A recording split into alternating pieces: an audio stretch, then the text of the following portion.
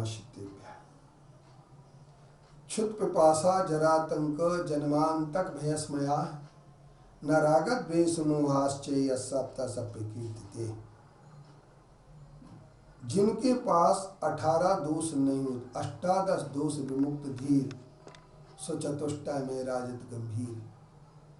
या यह भी कहा गया कर्मन की 63 प्रकृति नाश, जीते जग 18 दोष रास, जे परम सुगुण है अनंत धीर, सो चतुष्टय में राजत गंभीर। ये बात जो हमारे यहाँ बार बार कही जाती है, कर्मन की 63 प्रकृति नाश, कर्मों की जिन्होंने प्रकृतियों को नाश किया है, जीते 18 दोष रास, जिन्होंने 18 प्रकार के दोषों को जीत लिया, तो सारे लोगों के मन में एक बात आती है, वो 18 दोष कौन से हैं।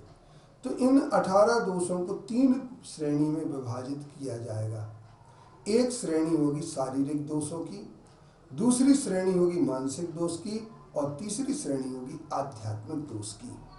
अब हम पहली श्रेणी के लिए अगर हमें याद करना है, क्योंकि ये 18 दोष हमें याद नहीं रहते हैं, और जब हम इनके लिए भूल जाते हैं तो ये बात निश्चित तौर पर है कि 18 दोषों को भूलने के बाद हम अरहंत के स्वरूप को सही नहीं समझ पाएंगे, आप्त के स्वरूप को सही नहीं समझ पाएंगे, वीतरागता को नहीं समझ पाएंगे, क्योंकि वहीं पर एक बात सामने आ जाती है। तो सबसे पहले भूख और प्यास, ये 2 हो गए। जन्म, जरा, मृत्यु और रोग, इन 4 और 2 6 हो जाते हैं, और निद्रा और स्वेद, ये 8 दोष शारीरिक दोष होते हैं। पुनः एक बार हम सुन लें और विचार कर लें। जब हम जल चढ़ाते हैं तो हम बोलते हैं जन्म जरा मृत्यु रोग विनाशनाय। तो ये 4 चीजें इसमें आ गई, जन्म, जरा, मृत्यु और रोग, और ये हो गए हमारे 4। और क्षुधा रोग विनाशनाय नैवेद्यम, और क्षुधा रोग के विनाश के लिए नैवेद्य, और क्षुध रोग विनाशनाय, तो अर्थात क्षुध के साथ प्यास भी होती है। तो भूख और प्यास ये 2 जो हो जाते हैं, 4 और 2 6 हो जाते हैं। अब रोग हमारे पास निद्रा और पसीना, निद्रा नहीं आती है और पसीना नहीं आता है, जिनके अंदर ये 8 शारीरिक दोष नहीं होते हैं, और 7 दोष होते हैं मानसिक। भय, विस्मय, आरत, खेद, चिंता, और इसके बाद मद, ये सब मिला करके 7 दोष हो जाते हैं। भय, चिंता, विस्मय, आरत, खेद और मद, और इसके साथ अरति, तो ये हो जाते हैं हमारे सब मिला करके 7 दोष।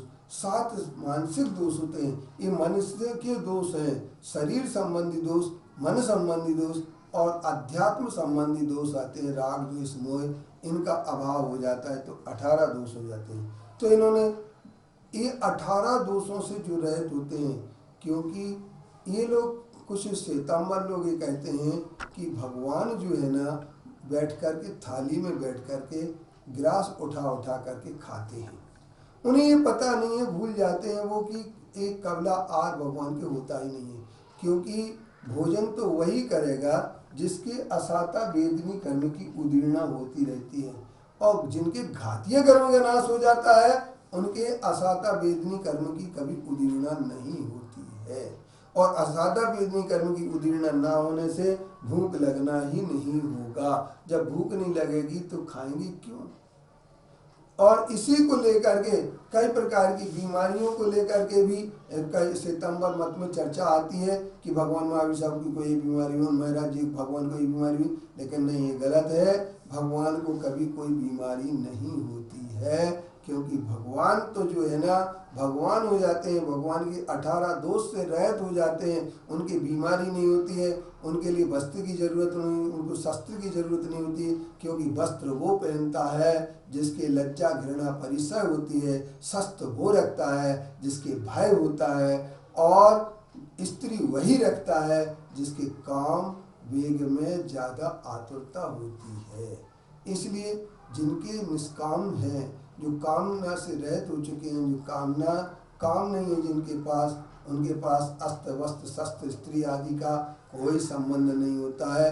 वो किसी प्रकार की न स्त्री रखते हैं, न वस्त्र रखते हैं, न शस्त्र रखते हैं। इन सब से अलग होकर के नग्न दिगंबर सहज रूप में जो रहते हैं वे ही हमारे भगवान आप्त कहलाते हैं।